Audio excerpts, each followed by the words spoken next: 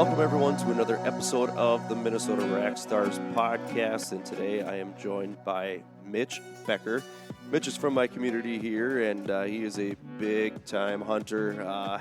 He's one of those guys where, I don't know, maybe I'm just this way, but he's one of those guys where you see out in public, the first thing you want to do is just go up to him and start talking hunting.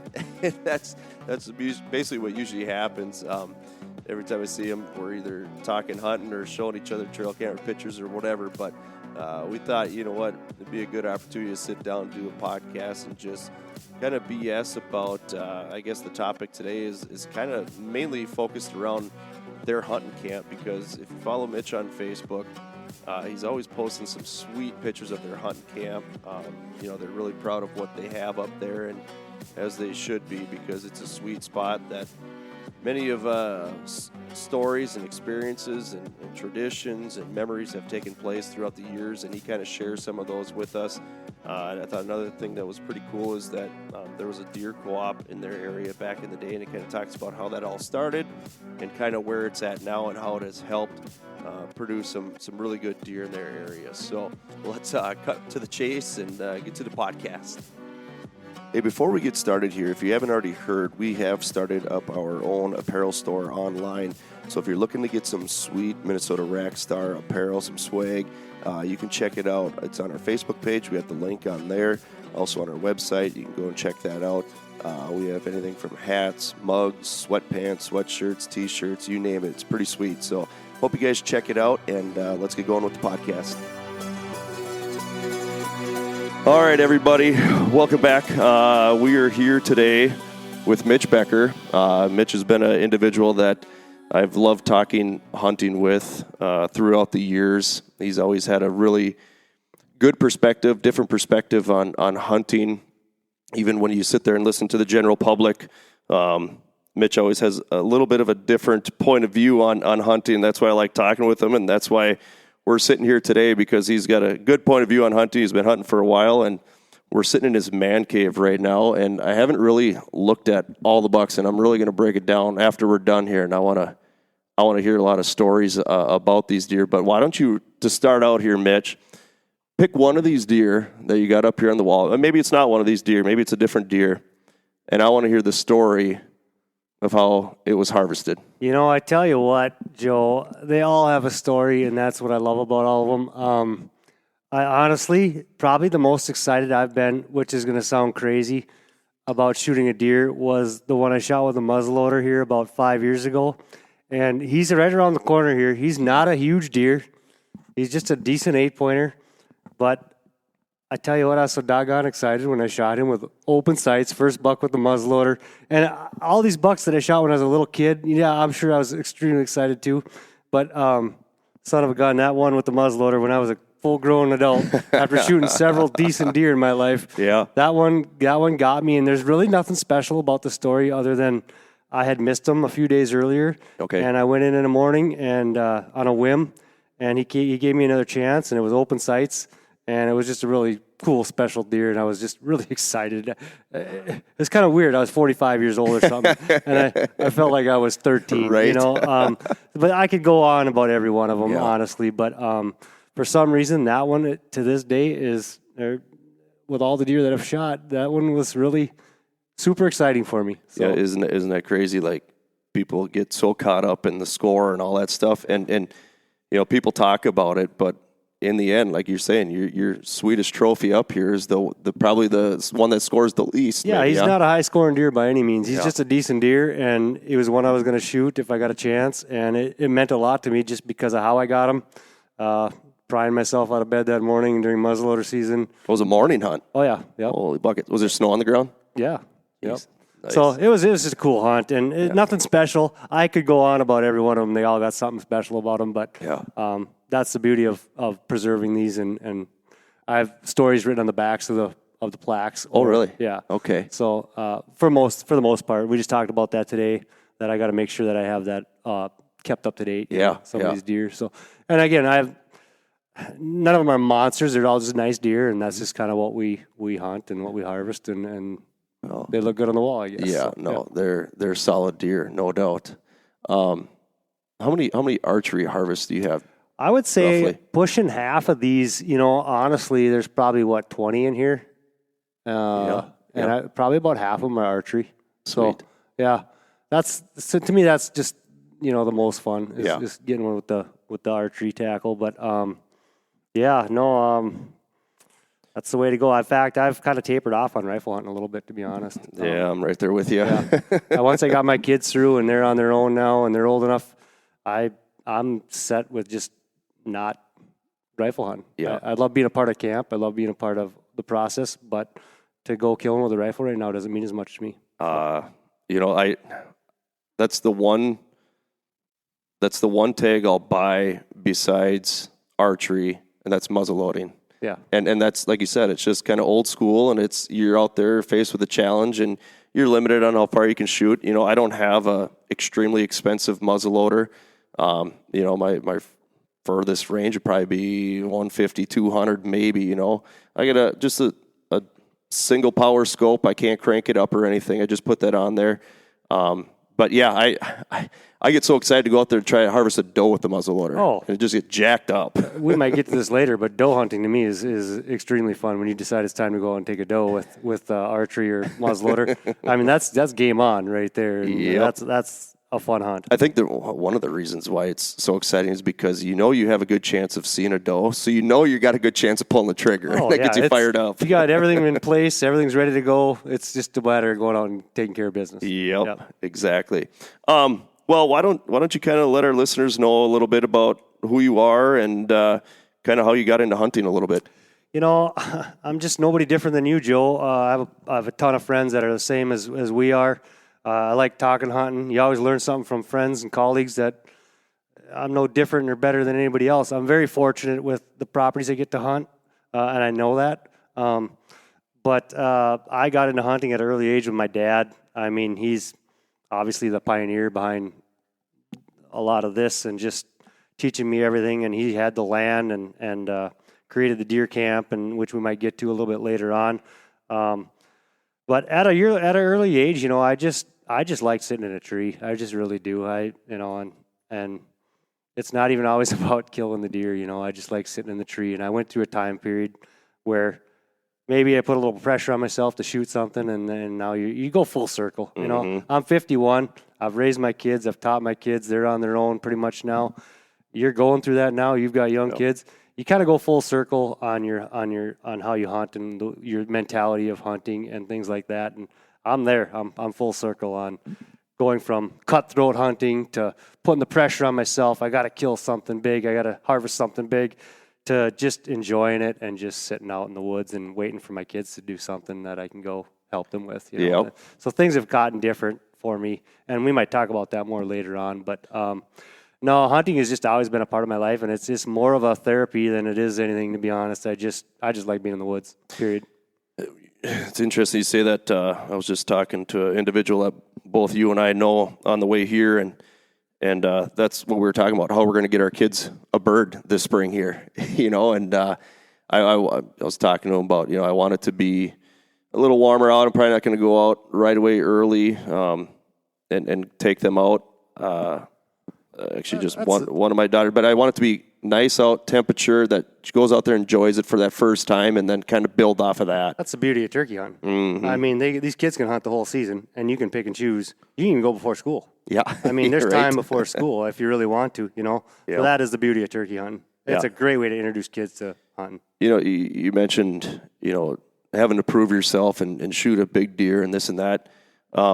People give me grief once in a while about, doing this podcast and filming, and putting videos on YouTube and like, well, you don't shoot something every year. I said, it doesn't matter to me. I just enjoy doing this stuff, and I don't have to go out there and shoot a 150 every single year to be able to do this. I just enjoy doing this stuff and talking, hunting, doing what we're doing right now. When you take the pressure off yourself a little bit like that, and I don't know what our agenda is here today, but I know one thing that's going to come up later on is it's just not a competition, Mm-hmm. and I feel like hunting's gotten to be such a competition, and I'm over that.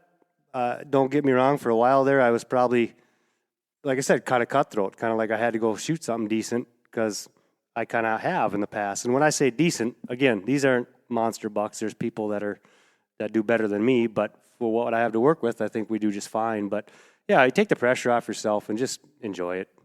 That's kind of going to lead into one of the things that we are definitely going to talk about here.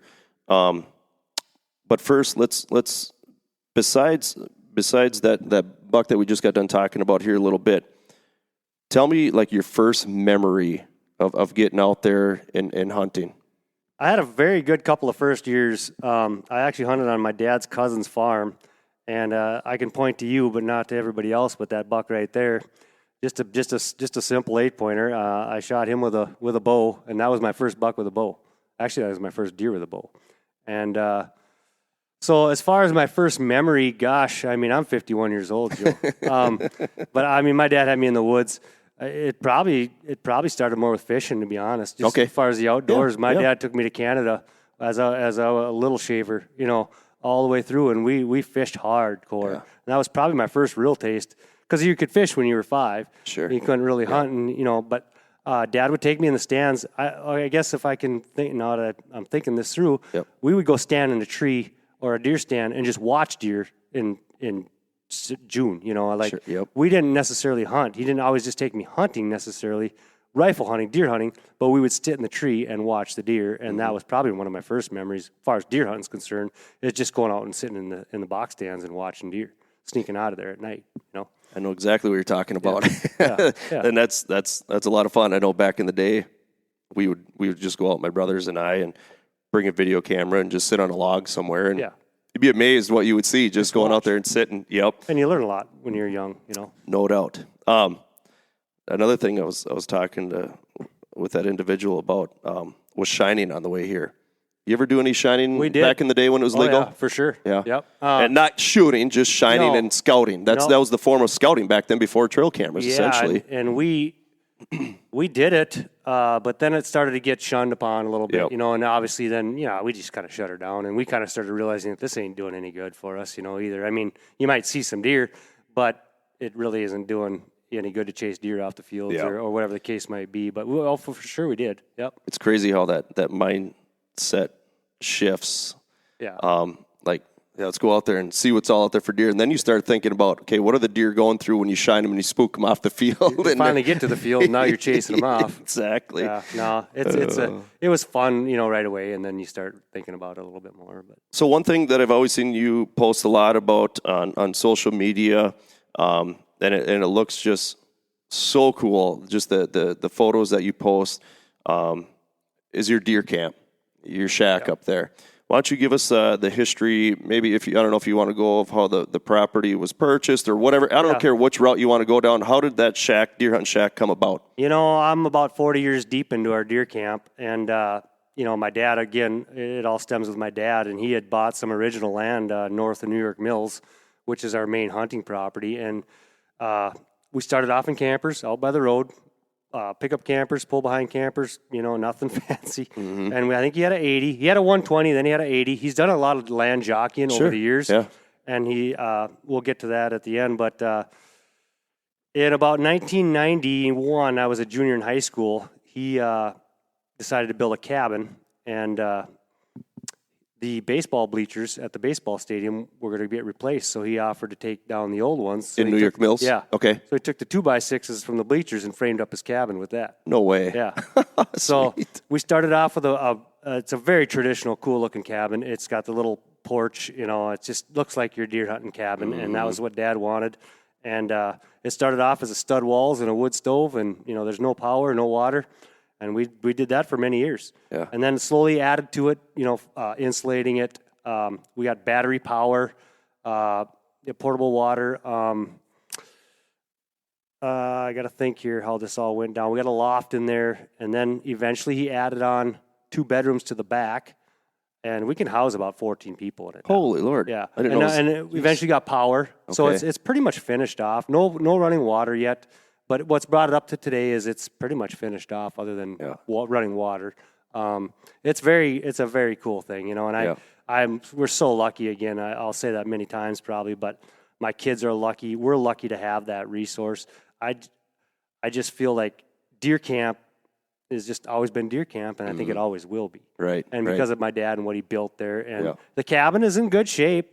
And it might be there for a long time yet, but at some point, maybe these younger the younger generation of our camp will say, you know what, we're gonna redo something here. But for now, no, it's just a great cabin. So, what are some of the best memories you have inside that camp? You know, we've cycled from the old guys to my age to the kids now. Like there's just generations and generations have gone on, and things have changed. You know, we used to have a meat pole that would have 6-7 deer on it. Now, and you'd get a lot of visitors and guests, and you'd have the campfire out front, and you'd have, you know, it was just a straight up what you would picture deer camp. I feel is what we have. 100%. That's why I look at it every time you post a picture. I'm like, that's what I wish I had. And so some of the best memories probably was when we had nice looking meat poles, and when I say nice looking meat poles, they were probably 120-inch deer. I don't know, you know, and fine at that time.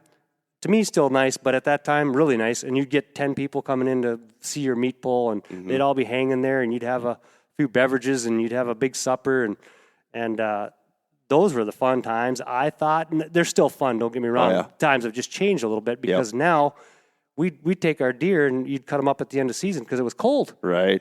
Now, the 9-day season, you don't really have a full meat pole because you shoot a deer. You got to kind of take care of it a day or two later. It just, things have changed a little bit, but some of my best memories was those times where you had that meat pole where a 115-inch deer looked pretty good on a meat pole, and we had 5 of them maybe. Maybe they should have all lived another year or two. But back then, it was just pretty cool. Yeah. You know, and we just had a good following of people. And what's changed a little bit is so many people in that area especially have their own cabins now. They don't really leave and visit other cabins. You kind of stay put. Sure. So some of those best memories were just that community kind of coming around. People, you know, we'd even maybe go run over to a couple cabins and see what they shot and just stuff like that. So it was always very good. My dad, my Uncle Dave was a big part of our project there, and family, you know, pretty much family. So my uncle Steve and I purchased a property kind of up in your neck of the woods, Sabika, Nimrod area. Good genetics up there. I mean, there's definitely good deer up there, but one of the reasons why we purchased that property, A, there was a good price on it, and then B, is that I've always wanted to experience that get away from home deer camp feeling, and we haven't built anything up there yet. We'll pull an ice castle up there or something, and it does, no doubt. The tough part is that some people, not myself, but some other people have better hunting around here than they got up there, so they don't make it up there as much. Well, but it's about getting up there too. We'll make it a point, just say we're going up there this weekend. It doesn't matter what's back at home and on camera. We're just going to go up there and have a good time. Exactly. And, you know, I'll back up real quick here. Yep. My dad, when he bought this property, which was good property even 50 years ago, for you know what bucks were then or what they are compared to now, but he would still go up to Red Lake. He'd rather shoot a spike buck on a ditch bank in Red Lake out of their army tent, because at that deer camp, than sometimes hunt back at his own. He still misses it to this day. Yep. He would love to go up there where the bucks are like nothing. It's crazy. And he just enjoyed that so much more. But that was deer camp to him. You know, and I think that's what, you know, a lot of these people out there that maybe kind of shun on hunters a little bit. They don't understand the stories and the memories that are built. And it's not always, like you said, about killing things. And some people are out there just trying to kill stuff. But I think the majority of the hunters out there are out there because they enjoy the experience and the memories you're creating and all that stuff. I actually just posted on our Facebook page the other day. I want to say it was about 20 years ago. This picture was taken. We're just standing over the top of this, I think it's 8 or 10 point buck, sitting on the tailgates, having a few beverages and just BSing and telling stories. And I looked back at that picture. I'm like, this is a special picture, and I'm posting it because this is the stuff that I enjoy right here. Exactly.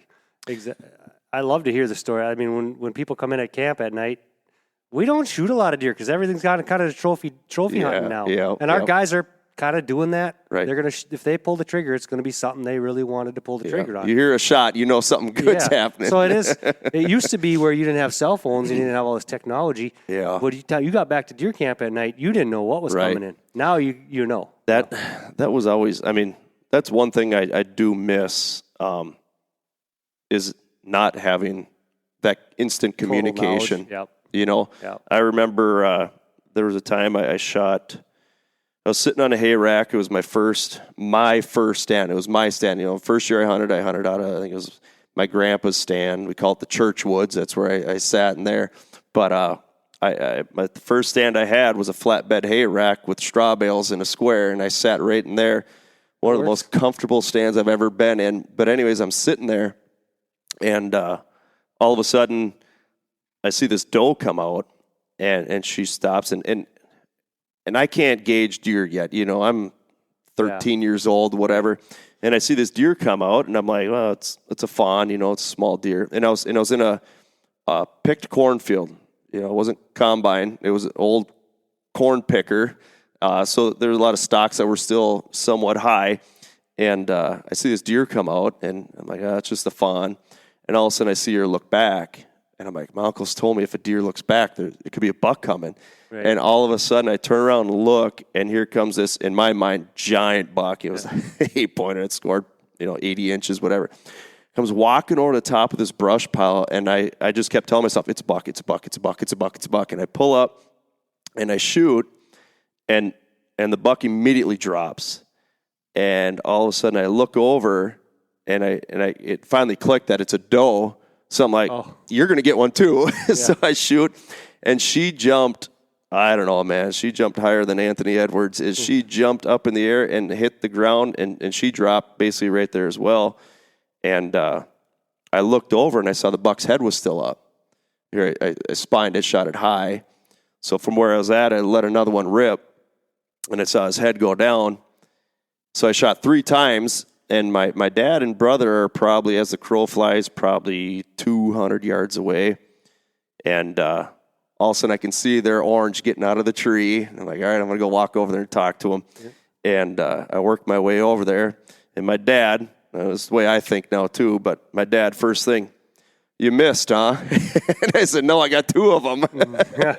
Because you shot multiple times. Yeah, I was just shooting, blasting away. Yeah.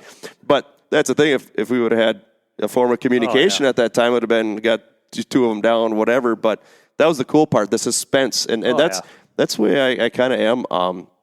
Whether it's shed hunting or I don't know anything, I think the most exciting part about hunting or anything, it's the suspense leading up to it is more fun than sometimes the actual hunt or whatever it is you're actually going to be doing. It's that suspense and the preparation. It is. No.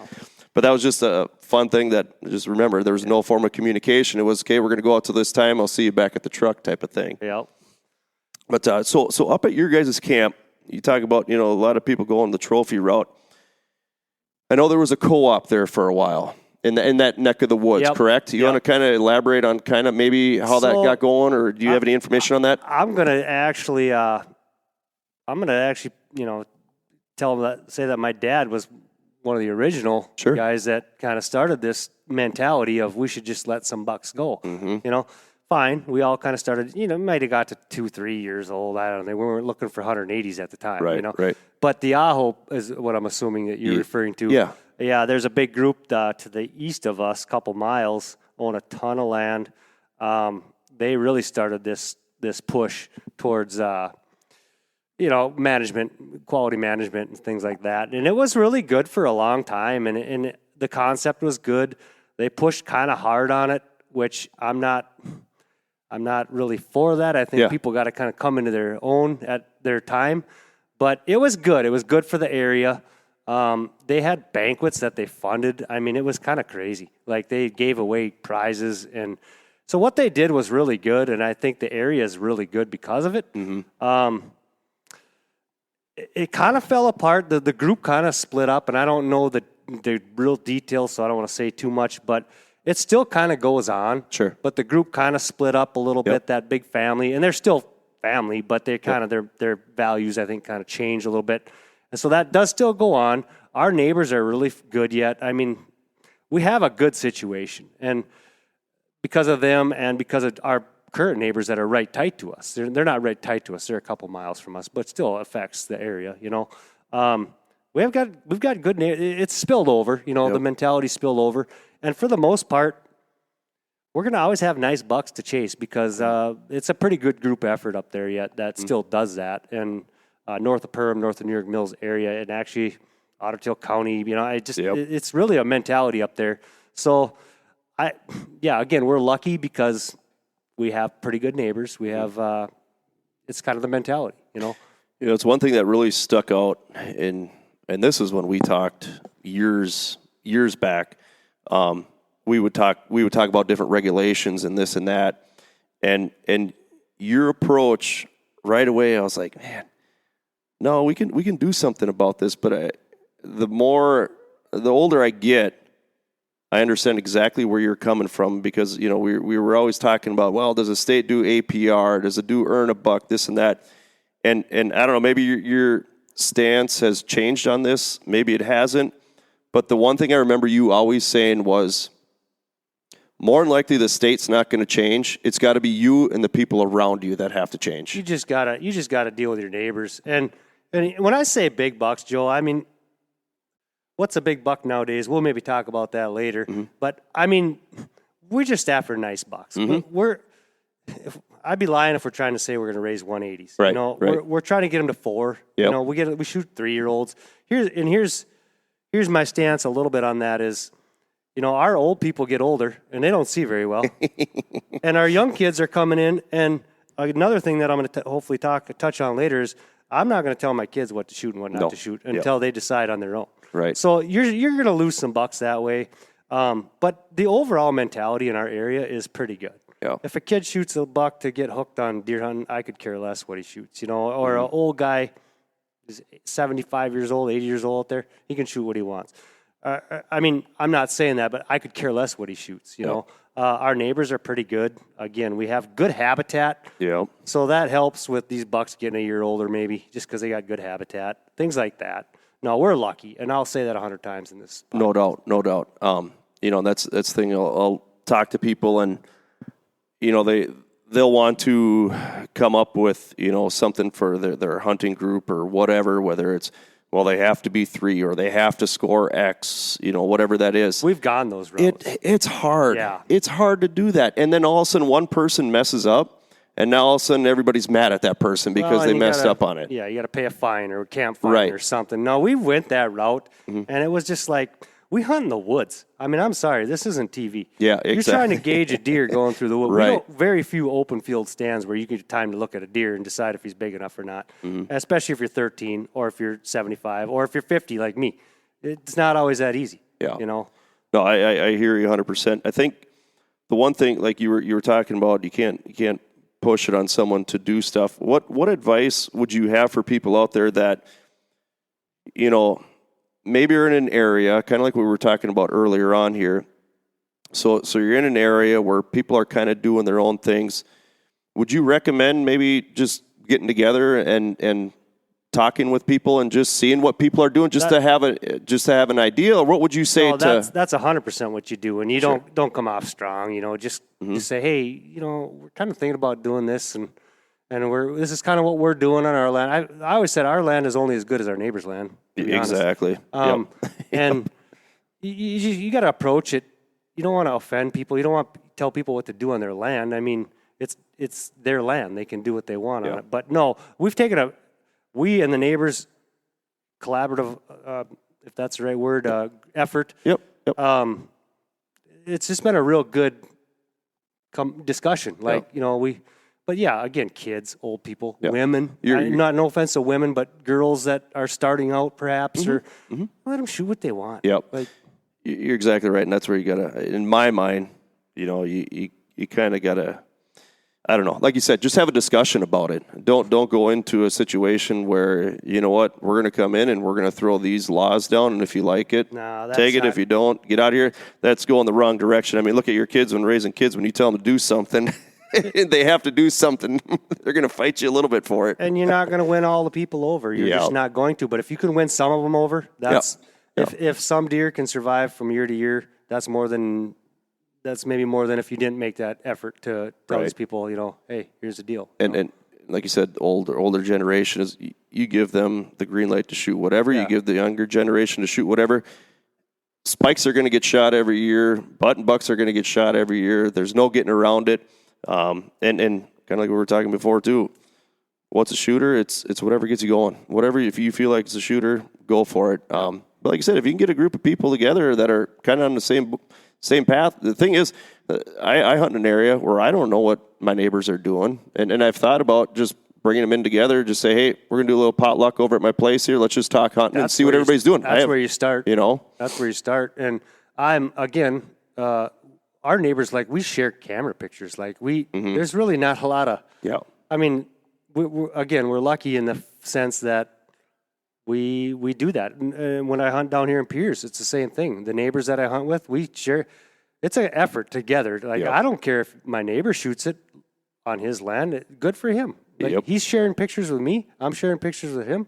Like, let's go get this deer together, whether it's you or me, And that's why it's called a co-op. If you're going to do like a co-op, either working with your neighbors or you're working against your neighbors. Essentially is what it is. It's so much easier just to try to. And if they disagree or don't get along, at least maybe they'll think about it and in a few years to come, or their kids, or maybe they'll let two go, and that's more than it'll let the year before.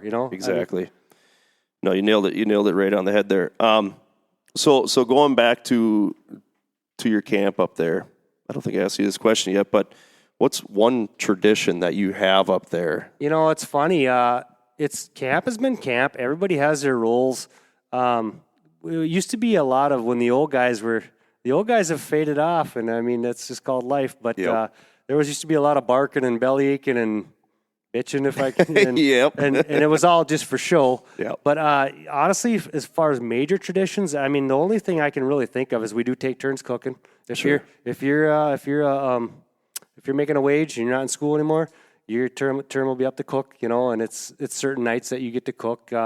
Nothing really crazy tradition-wise as far as that goes, other than just your everybody. Like I said, everybody kind of has their roles and knows what's going on, and nothing super traditional other than we take our turns cooking and things like that. So. How about when you guys shoot a deer? Are you eating back straps that night, or are you waiting? We have. Yep.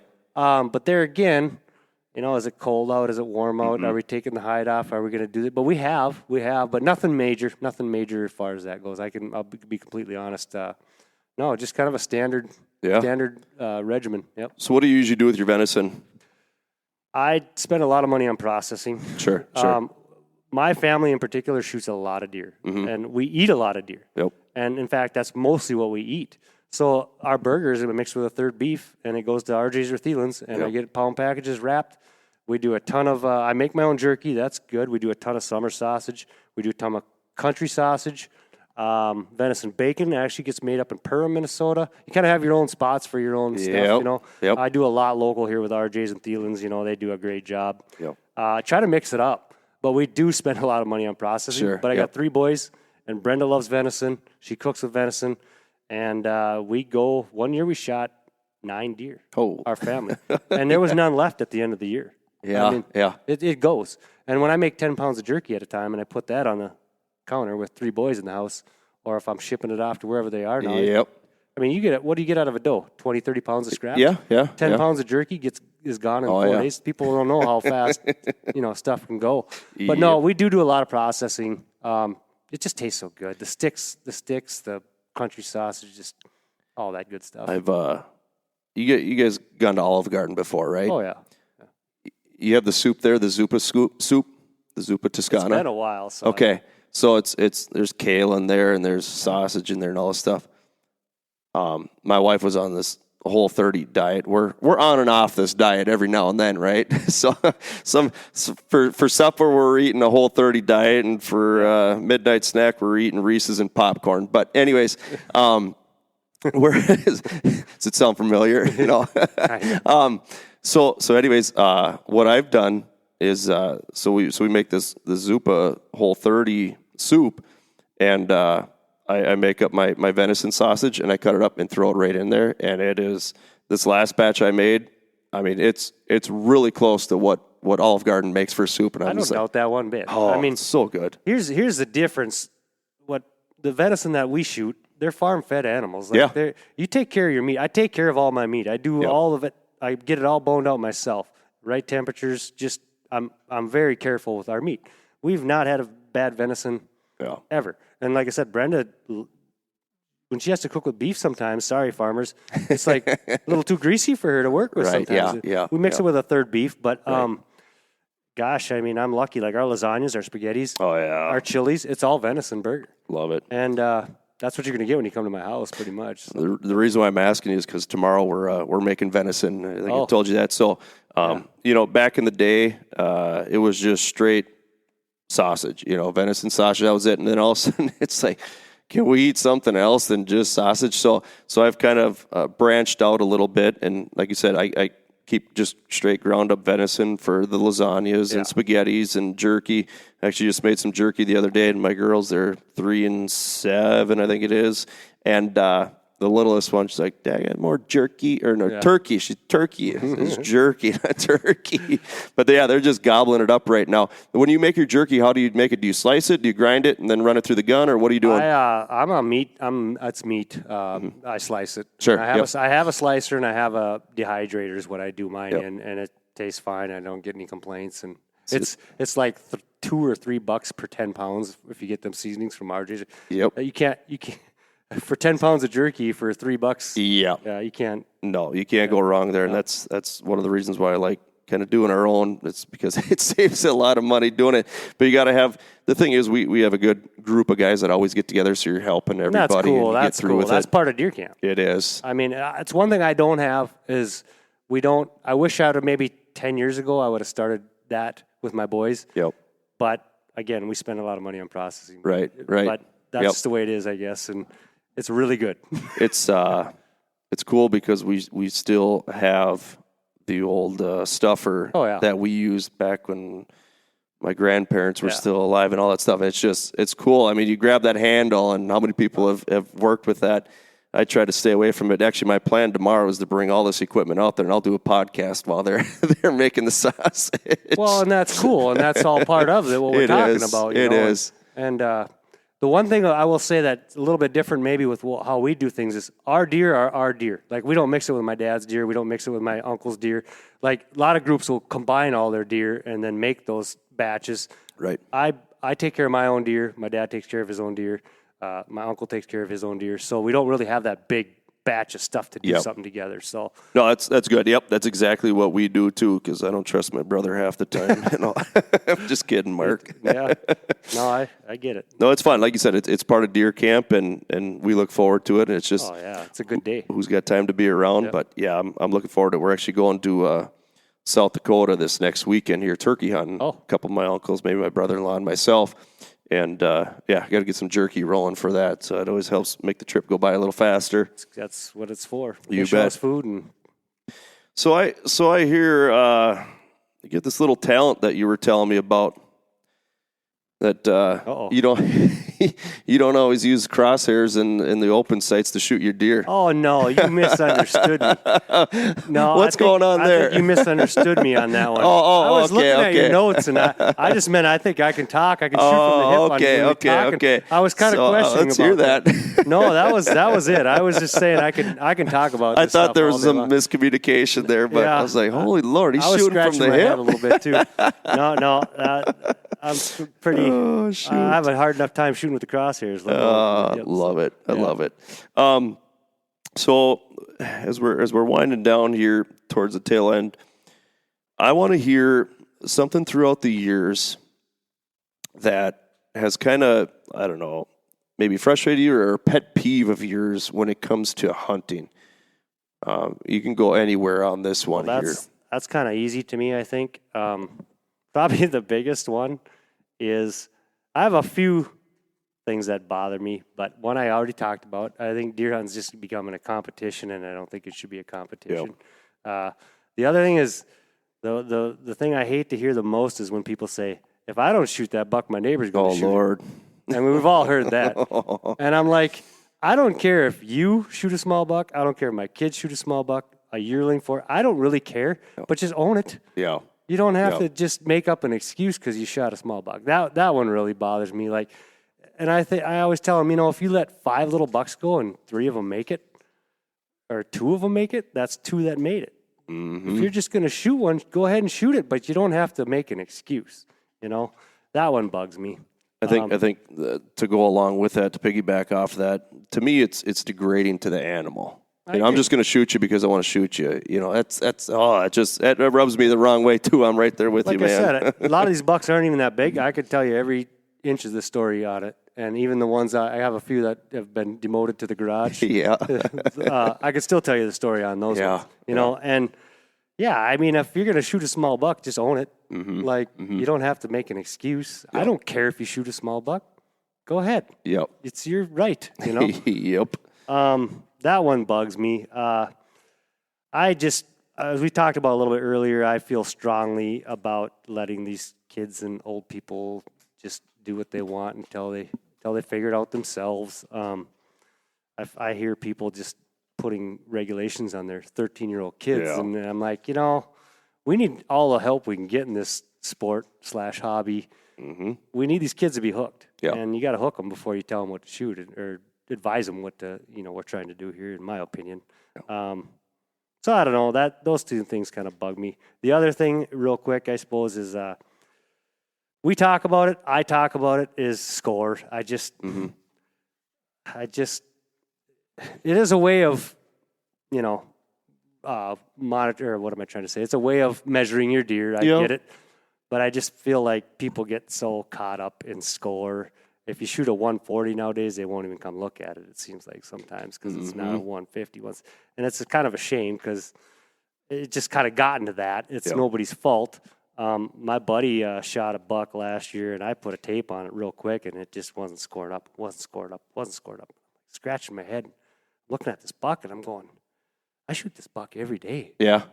And the score wasn't all that impressive, and I basically said, hey, I'm sorry, it ain't going to score that much, but I still kill this deer every day. It's a nice deer, and I've heard that, from other people, and I just feel like we have to measure deer somehow. I get it, but I just feel like it's just, I don't know, too much of a barrier on what. Yeah, I definitely get where you're going with that because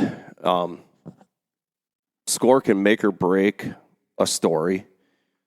Score could make or break a person saying "great job" or "what the heck are you doing?" type of thing. Looking at your deer. Yeah, exactly.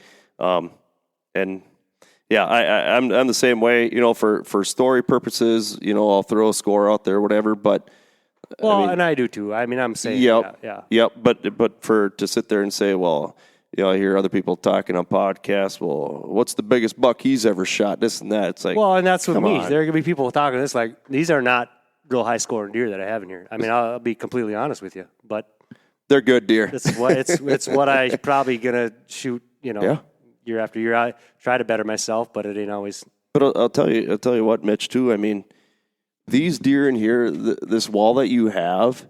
I mean, you got to think about this too. What are we seeing on social media all the time? We're being fed Iowa, we're being fed Kansas all the time, right? Yeah. It's these people who are hunting these states, who are shooting these big deer, get the limelight all the time. But I mean, it's our state is totally different than other states. It is, and these guys here are trophies in the state of Minnesota. I mean, like legit trophies. These are very good deer. They're comparable to like what Iowa's shooting. They're just on a whole different level, So to have this amount of good bucks up on the wall is something to be proud of, and no matter what the score is. Like you said earlier, it still gets me going. So I mean, I wouldn't shoot it just to shoot it. Yeah. If it didn't get me going, and I've never shot a deer just because the neighbors might shoot it. I have never done it, and I never will. If they want to shoot it, good for them. I'm happy for them. I'm not wasting my tank, but you can waste yours if you want. Yep. No, I agree. That's one of the biggest ones, and then like we talked a little bit earlier, age. Like everybody's an age expert. I'm not an age expert. Like I don't even pretend to be. I can maybe tell you if it's 2 or 3 or 4, but I don't know. It's a guess. It's a guess. Yeah. People want to be so specific. What is this deer? It's like it's a younger deer, or it's a 3 or 4. I don't know. Or you know what? It could maybe be a 7-year-old, and it's. Would he look good in the back of your truck? Exactly. Then you should shoot him. Then shoot it. Yeah. It's some hunting conversations I get into. I kind of hide it a little bit, but it's like, we got to tone things back here a little bit and just remember why we're out here doing this. It's not about the age. It's not about the score. I mean, obviously we like to shoot big deer and whatnot, but to sit there and get into some heated discussion on exactly what age this deer is, it's like, oh, whatever. That's me. That's me. Doesn't matter. Yep. Yeah. So last thing I have here, and this could go for a little bit, but I want to know if you had a list of 5 things that you feel that has helped you throughout the years become a successful hunter, and you can define that term successful however you want.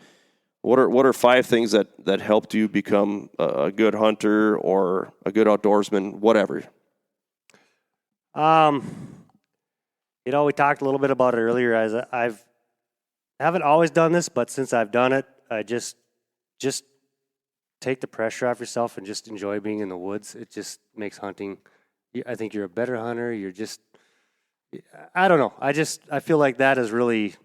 I don't have to shoot a big deer. I don't have to shoot a deer every year. I just take the pressure off yourself. Just enjoy sitting out in the woods. And I think kids, with the hustle and bustle nowadays and technology, they don't really enjoy that. Just getting out in the woods and just relaxing. Good things will happen if you just spend time in the woods. Mm-hmm. So that's like a mentality thing, I guess. As far as more of a physical thing, I'm gonna stop you here before you go on to your next one here. You talk about relaxing and taking the pressure off. Do you think deer can sense that? Because for me, whenever I go out and I'm like, you know what, I don't care. That's usually when I see, like, for some reason, a good deer or a lot more deer.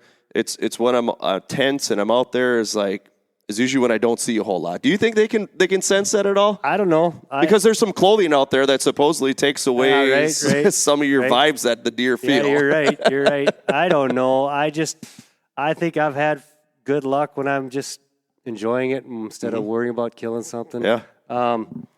Good question. I don't know, Joe. Maybe, critters can sense things. If I had to think of another thing, more of a physical thing, since with raising 3 boys and growing, teaching them how to hunt and all that stuff, just to me, I became a better hunter when I just got super organized. Sure. And it sounds silly, but I tell you what, I feel like I am over the top organized. Okay. And honestly, I think it really helps because you don't have to stress out about where things are. I bring a backpack into the woods every time now because if 8 out of 10 deer you shoot with a bow, you almost see them go down nowadays with the equipment nowadays. Mm-hmm. Well, I'm not going to come back out, get all my stuff. Right. Yeah, I got it all with me. And I just think being organized, especially if you're bringing kids up, if you want to be better hunters and have your kids be better hunters, if you are organized, it is just half the battle. You're not scrambling looking for stuff. You're not at the truck forgetting your something, your license, whatever the case might be. I felt I did a really good job of being organized. I bought it. The best thing I ever bought in my life was an enclosed trailer, and all our hunting stuff was right there. Sure. All 3 boys' totes, all 3 boys' bows, and that stayed scent free. It stayed away from everything. And when we had to go hunting, we got dressed in the trailer. Took our clothes off in the trailer. Like, that's the way it was. And I taught my boys that. I said, you're hunting my stands, you're going to follow how I want. Yep. I want you to smell. I want you to take care of your clothes, all that kind of stuff. Yeah. So being organized to me is just half the battle too. I like that idea of the enclosed trailer because I get lazy when it's cold out. I'm like, I'm just going to get dressed in the truck and go out there. But it's like, And granted, I mean, deer have a very good sense of smell. I mean, you got to play the wind more than anything, but you want to stack the odds in your favor, right? I'm a little over the top. Yeah, and that's something I might take into consideration because there are times I go out, it's cold. It's like, even if it's pulling behind my side-by-side, heading down the road, going to a permission property or something, get dressed out there. But I like that. That's good. Yeah, I ended up having a little lights in my heater. And even at deer camp, rifle season, all our totes and everything would be out there. And so we'd go out there, and that's where we'd get dressed and undressed. None of our stuff went in the deer cabin where you're frying onions and stuff like that. And I was just over the top that way, and I always have been. And I don't know. I think that really helped. And we could talk more like land management things where I thought I became a better hunter. Yeah. But that's probably a whole different topic. But just some of the things we've done with our land. we do select. I won't even say selective logging. It's a predominantly a popple woods. So Sure. we'll take 5 acres here, 5 acres here, a strip here.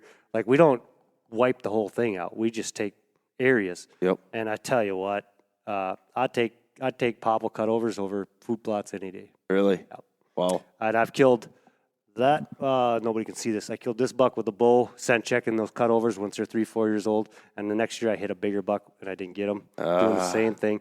Just some of those little things, like we start figuring out, these bucks they're coming around the backside of these 3-4-year-old cutovers that are thicker than hair on the back. And they're just scent checking them, and I'm 40 yards off the cutover, and they're between me and the cutover. Like there's little things like that. So they're just working the downside edge or the outside edge? The downwind edge. Yeah, downside. Yep. And the other thing I've done probably for a decade now is I just quit hunting mornings till October 30th. I used to hunt mornings a lot, and I quit hunting mornings until it's go time, until it's Halloween time. I think you were one of the first ones to tell me that you don't hunt mornings. I'm like, what the hell's wrong with this guy? You don't hunt mornings? He's not a hunter. He ain't getting out there. And all of a sudden, it finally clicks like, yeah, I'm an idiot. What am I doing out here in the morning? I've had some of the best hunts I've ever had where you don't even kill a deer is where you get into a back door. You get in back door somewhere in the morning, rut time or pre-rut, and the does are coming from wherever the fields, and I got one of these clear cuts behind me or in the area, and these bucks are just sitting here waiting for Waiting for him to come back. I've had so many hunts like that. Man. It's just fun. It's like you see on TV, you know? It's like,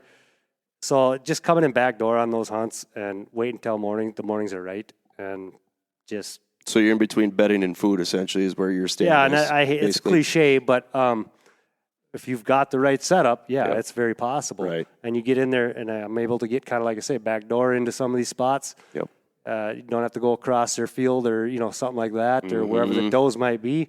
You get in there, and bucks have a short-term memory when it comes to that time of year. Like, you could even bump one at that time, and 10 minutes later, he's back there because does are coming, Yep. So that's the thing, access. Like you said, there's spots where you can access and get to those spots, catching them coming off field, but sometimes it's the only thing you can do is go through the field to get to that spot. So like you said, then it's a definitely, I can't go out in the morning unless, it's that rut time where you're just going to chance it and go, but access is key. Eventually you got to roll the dice when it's going full bore. But I don't know if I got 5, but those are a few things that stood out to me is just, like I said, being organized. I don't hunt mornings till rut. I don't know what else I touched on there, but I don't know if I got much more for you. And like I said, I'm no different than you or a lot of our friends that are the same way. But I don't know. It's fun to talk about. What? So you guys, it's the property that you hunt is mainly wooded, right? Do you got any kill plots in there or anything? We do. So our group has 500 acres. Okay. Personally, my remote family has 100. But we all have our own parcels, but it's pretty much together. Sure. And then within that, it's pretty much all wooded. But we do have a 9-acre and 3-4 acre food plots that are kind of centrally located. Okay. So they're good. Yeah, they're good. Sure. They're useful, no doubt about it. And call them kill plots or whatever you want to call them. But no, it's pretty clutch having them. So that's sweet. Beans, I don't know, alfalfa. If you can get alfalfa in, is the best in my opinion. Clover. Alfalfa is good if you can grow it. You got. Yeah, it takes a farmer to grow it. It does. Yeah. It does. 100%. No, I've seen alfalfa work wonders numerous times. Early season, late season, winter, off season, you name it. They need it. I thought it was interesting today. So what is today? Today is April 5th. We just had a snowstorm. This last few days ago? Yeah. So, as I was talking to a buddy here on the way here, he goes, you should be FaceTiming me right now. Is a deer right outside his window walking, and there's snow in the background or whatever, and there's about 7 deer come right by his window of his house. And where are they? They go on the south side of his house where the grass is starting to turn green a little bit. Oh, sure. And they're sitting there eating his green grass right there. Yeah. That shows you need a mixture of grains and greens and all that stuff, because especially right now, those deer are looking for something. green to get back on their feet again for the most part. And that's where they were headed. So, yeah, I guess that's kind of all I have for you. Is there anything you want to leave our listeners with? This was fun, Joe. I'm glad you came out. This was fun. I love talking about it. Yeah. Turkey hunting's in a couple weeks now, and that's going to be the next thing, and then food plots and all that good stuff. So, I appreciate it. It was a good time. This is kind of that transition Yeah. time where all of a sudden the storm's just about ready to hit here. Give me 50-degree temperatures. I know. It's coming. It's coming, man. All right, well, we're going to shut her down here, you guys. I appreciate everyone listening. Till next time, I hope you guys have a great day, and we'll catch you later. Yep. Well, thanks for tuning in this week, you guys. I truly do appreciate it. I had a great time sitting down with Mitch and just discussing hunting in general, but, kind of the topic and the main thing I really wanted to talk about was his deer hunting camp that they have and they've shared with so many people throughout the years, and that's what it's truly about. It's about family. It's about friends. Along with that, thanks, you guys. I appreciate everyone listening for all the support that you guys give us. It's truly amazing. It's awesome. And then also our partners, Arctic Shield, Domain Outdoor, J&R Outdoors, Skullcraft, The Fish Guide, Tacticam, and Fourth Arrow Camera Arms. Once again, you guys, I appreciate it. Thanks for listening. Until next time, take care.